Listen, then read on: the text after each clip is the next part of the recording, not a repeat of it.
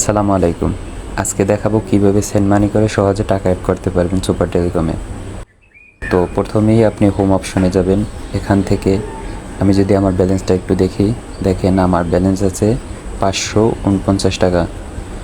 তো আমি অ্যাড ব্যালেন্সে ক্লিক করে দিলাম। এখান থেকে মেইনে ক্লিক করে কনফার্মে দিয়ে দিলাম।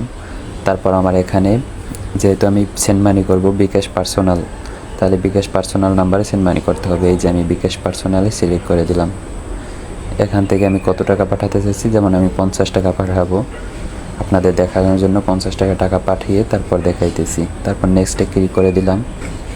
এখানে বলা আছে কি দেখেন, এই নাম্বারে এই যে একটা নাম্বার দিয়ে দিচ্ছে, এই নাম্বারে টাকা পাঠিয়ে তারপর ট্রানজ্যাকশনারি, প্রত্যেকটা লেনদেনের একটা ট্রানজ্যাকশনারি থাকে, ট্রানজ্যাকশনারিটা এখানে দিয়ে দিতে হবে। দিয়ে তারপর ভেরিফাইতে ক্লিক করলে টাকা অ্যাড হয়ে যাবে। এখন অনেকে ভুল ট্রানজ্যাকশনারি দিয়ে ট্রাই করেন, সেক্ষেত্রে কিন্তু টাকা অ্যাড হবে না। সঠিক অ্যামাউন্ট কত টাকা পাঠাইছেন, তারপর সঠিক ট্রানজ্যাকশন আইডি দিয়ে ভেরিফাই করলেই টাকাটা অ্যাড হয়ে যাবে। এখন আমি দেখাই কিভাবে টাকাটা অ্যাড করবেন।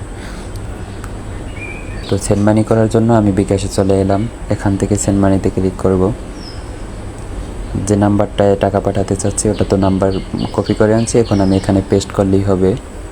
তো নাম্বার আমার সেভে আছে, যার কারণে এখানে লেখা আসছে মাই জিপি। তারপর হলো আমি কত টাকা পাঠাতে চাচ্ছি এটার অ্যামাউন্টটা লিখে দেব। আমি যেমন 50 টাকা পাঠাতে চাচ্ছি, তারপরে এগিয়ে জানে ক্লিক করলাম। এখান থেকে আমার বিকাশ পিনটা দিয়ে দিলেই টাকা চলে যাবে। এখন আমি দেখাই, এখানেই হলো মূল কাজ। এই যে একটা ট্রানজ্যাকশন আইডি, এইটাকে আপনি কপি করবেন। যেমন এটাকে এই কপির উপরে ক্লিক করলে কপি হয়ে যাবে। তারপর আপনার কাজ হলো এই ট্রানজ্যাকশন আইডিটা এখানে পেস্ট করবেন। এই আমি এখানে পেস্ট করে দিলাম। কত টাকা বাড়িয়েছি, 50, ঠিক আছে অ্যামাউন্ট। এখন যদি আমি ভেরিফাইতে ক্লিক করি, সেক্ষেত্রে আমার টাকাটা অ্যাড হয়ে যাবে। আমি একটু ভেরিফাইতে ক্লিক করে দেখাই।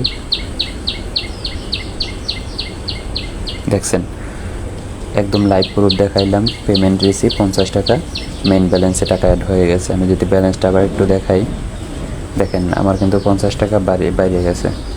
এভাবে করে খুব সহজেই সেন্ড মানি করে ট্রানজ্যাকশন আইডি কপি করে ট্রানজ্যাকশন আইডি দিয়ে সহজেই টাকা অ্যাড করতে পারবেন।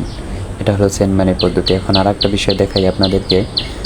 আমি যদি পেমেন্ট মেথডের এখানে যাই, দেখেন রকেট পার্সোনাল, নগদ পার্সোনাল, উপায় পার্সোনাল, বিকাশ পার্সোনাল, এগুলো সবগুলো একই সিস্টেম।